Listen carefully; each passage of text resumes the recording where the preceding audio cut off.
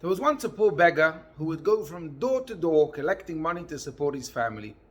One night he dreamt he had been made king, but when he woke up in the morning, he was very upset.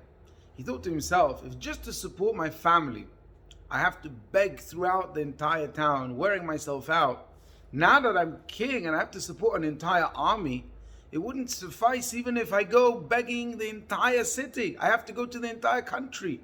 Where will I gain the strength to go to every door in the country in order to supply food for my soldiers? See, the beggar thinks this way because he's measuring his sovereignty with a measuring stick of poverty. He thinks that I have to support all his troops by going to beg from door to door, just as he supports his family in his poverty.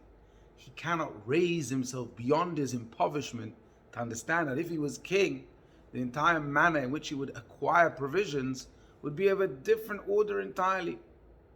This Shabbat is called Shabbat Hagadol, the big Shabbat, for many and varied reasons, but mainly because of the miracles that were performed for the children of Israel on the first Shabbat before they left Egypt. Perhaps, however, this also is there to remind us that if we want to have a true exodus, a real liberation, we need to think Gadol, big. Pesach is about freedom, dreaming of the potential heights we can reach. But sometimes we're so caught up in our problems that our concept of greatness is merely the removal of our few problems. We can't see beyond that. So in the lead up to Pesach, the Shabbat before is called Shabbat Hagadol, to encourage us to stop and think, who are we without and beyond all our problems? Shabbat Hagadol calls us to envision ourselves in terms of our true greatness, without the measuring stick of mental poverty.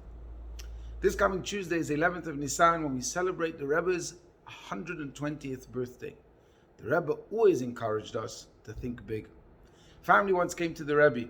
The woman asked for a blessing that a little Hasidic education will penetrate her children's minds. And the husband asked for a small blessing for success in his business. The Rebbe responded immediately, your wife asks about a little, and you talk about small. Let's talk about big things. The best thing we can do for ourselves, and the best birthday present we can give the Rebbe, is to tap into the energy of Shabbat Hagadol, thinking big. Let's stop asking for little blessings. We need to think big, do big, and go as far as possible. This will definitely change the world and bring about the big redemption and the third temple speedily in our days. Amen. The world is waiting for us.